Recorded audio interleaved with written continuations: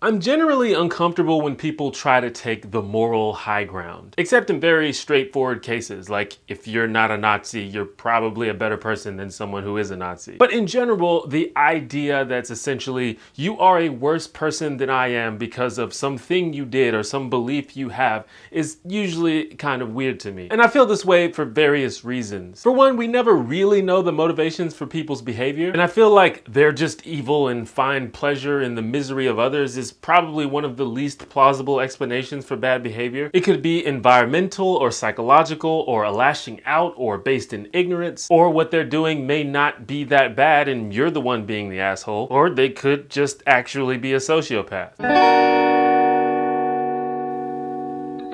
Hi, I'm T1J. Follow me. I'm not saying that we should absolve people of personal responsibility for any of these reasons, but it gets a little bit icky when we start placing ourselves in a place of moral superiority, because none of us are perfect. Like, yeah, maybe you didn't publicly do bad thing X, but you probably privately did bad thing Y. Or maybe you used to do bad thing X and you figured out how to improve as a person. And you know what? Good for you. I'm proud of you. But you have to understand that every person is at a different stage of self-improvement. Yeah, maybe you made it all the way to Wing Fortress Zone, but maybe someone else is still struggling to get past Chemical Plant Zone. Or maybe they just don't want to leave because that music is dope. Anyway, I think a lot of us fall into the trap of expecting other people to be just perfect right out of the gate. And this usually involves holding other people to higher standards than we hold ourselves, because probably none of us are perfect or anywhere near it. And sometimes it takes a long time for a person to be put into a position where they're forced or even encouraged to examine their own behavior. And even after they get to that point, it's probably still unreasonable to expect them to make sweeping changes to their behavior and personality overnight. I think we can understand that personal change and evolution is generally gradual and not immediate. And different people have different levels of mental strength and willingness to put effort towards personal growth. And I'm coming at this from a moral standpoint, but this discussion applies to any kind of personal change. Like if you want to quit smoking or if you want to get better at tennis. This is part of the reason why New Year's resolutions are infamously unsuccessful, because people are trying to make such a drastic change in their behavior and lifestyle in such a short amount of time. So even if you're the person trying to make a change in yourself, you can't expect immediate results. It's a process. There are stages. You can't put in a code to go straight to the final boss and fight Dr. Eggman. And likewise, we need to give the people around us room and time to change as well. In the field of psychotherapy, there's a theory called the TRANSTHEORETICAL model of behavior change. Let's go to the whiteboard for this. The TRANSTHEORETICAL model describes, among other things, different stages in a person's willingness to replace a negative behavior with a positive one. Basically, stages of change, as it is also called. There are 5 stages in the model, and the theory is that by allowing a person to go through all of the stages rather than expecting immediate results, they're more likely to be successful in their change. So the first stage is pre-contemplation, and this is like the default state. This is before you realize that you even need to make a change. You're either unaware of or in denial about the fact that your behavior is a problem. In this stage, you're unlikely to make any adjustments to your behavior unless you're made more aware of it in some way. And this is usually from someone else voicing a concern or complaint, but you can also figure it out yourself. So I want to stress that I'm not saying we shouldn't criticize or call people out when they're behaving badly. Even if they're not initially receptive to it, that initial awareness is really important. The second stage is contemplation. This is when you begin to recognize that your behavior is a problem, but you're not fully committed to changing it yet. For example, you might begin to notice that your anger issues are beginning to cause a strain on some of your relationships. But you may be hesitant to do anything about it because you're not sure if it's that big of a deal, or you might feel like you're not being true to yourself or something. So in this stage, you're basically weighing out the benefits versus the drawbacks of changing your behavior. And if you determine that the pros of changing your behavior outweigh the cons, then you might move on to the next stage, which is preparation. In the preparation stage, you have decided that a change is necessary and are formulating a plan of action. Going along with the previous example about anger, you may decide to make an effort to vent your frustration in ways other than lashing out at people, or you may take anger management courses. Once you've developed a plan, then you move on to the action stage. And as you might imagine, this is when you put the plan into motion. This is when you start consciously making an effort to change your behavior. And this is something that usually requires a lot of actual willpower and effort. If we're asking somebody to change something about themselves that they've been doing for years or maybe their whole life, it's probably going to be really hard for them to do that. Finally, there's the maintenance stage, and this goes hand in hand with the action stage. During this process, you're going to eventually encounter urges and temptations to relapse back into the bad behavior. And you have to think in advance about ways to deal with situations that might cause you to relapse. And it's important to keep track of your progress to make sure you're actually implementing the change. So the main idea here is if you're trying to make a change, or if you want someone else to make a change, unless you've gone through these stages, it's unlikely to be successful. And each one of these stages could last months or years, so it's definitely not an overnight process. A good exercise for you to do when you're dealing with someone who is exhibiting what you think is bad behavior is to try and identify what stage of this process they're on. Do they even recognize that their behavior is having negative consequences? They could still be in the pre-contemplation phase and need to be made aware that there's even a problem. Or maybe they're aware that there might be a problem but still hesitant to do something about it. In which case, discussing the pros and cons of them changing their behavior might be useful. Sometimes people need help understanding why they should make a change before they make any effort to do it. Now, of course, some people who do bad stuff simply will not change. They'll refuse. They'll get to that contemplation stage and say,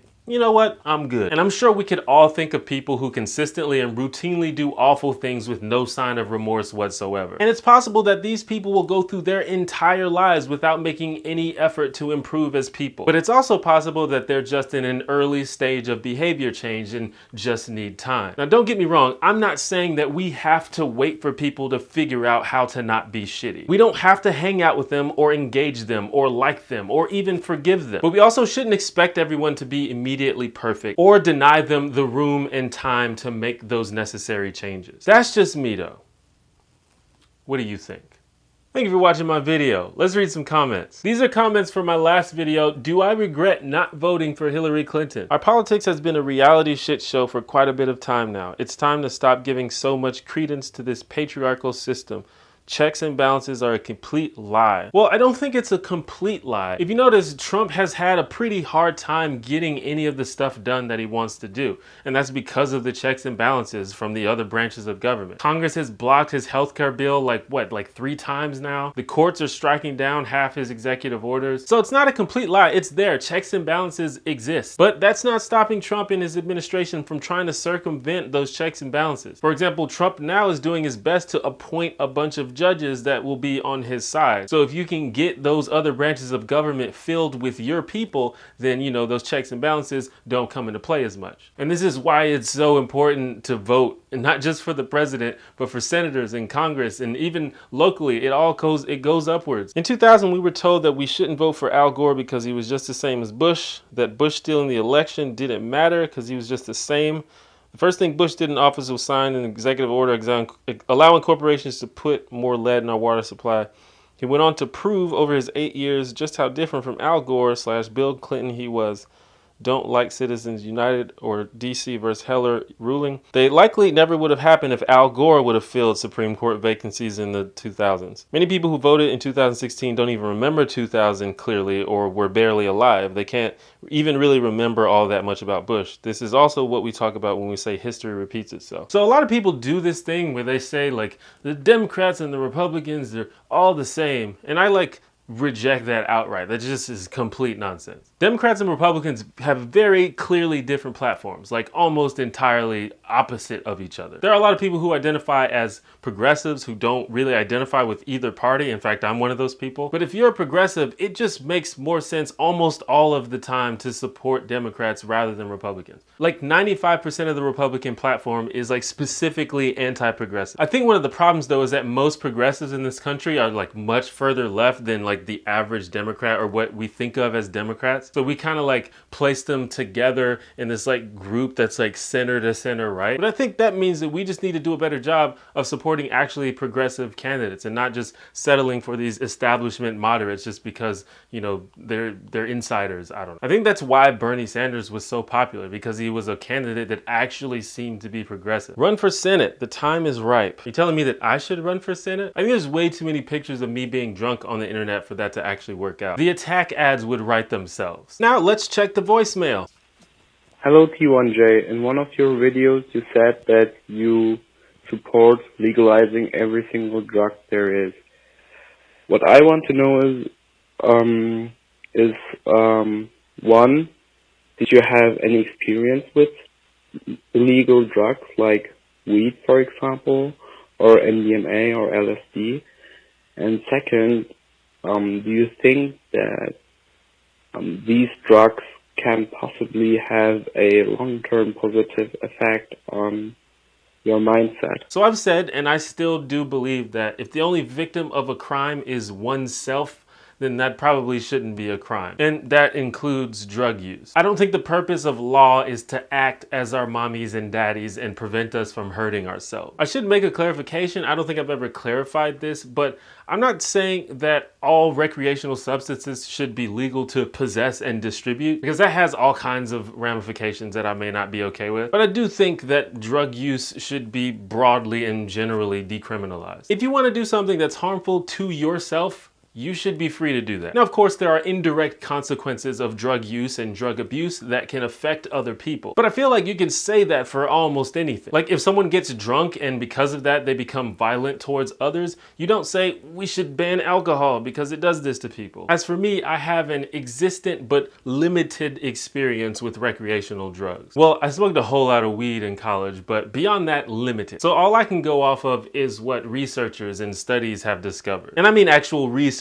not anti-drug propagandists. And as far as I know, those specific drugs you mentioned, marijuana, MDMA, and LSD, can have long-term effects on the brain, but from what we know, those effects are usually slight. One issue is that many people who do those drugs also do other drugs like alcohol and nicotine and cocaine and maybe harder drugs sometimes, and that can confound and multiply the effects. So like most things, it's complicated. But thanks for calling. If you'd like to hit up the voicemail and leave me a question or a comment, call the number on your screen and leave me a message, and maybe I will put your voicemail in a video. I make videos about social issues, current events, and pop culture. If that sounds cool to you, click this thing right here to subscribe to this channel, and click that notification bell right under the video to make sure you never miss any of my content. And if you like what I do and want to support me further, click this thing over here to check out my Patreon page. And remember, stay Heiko.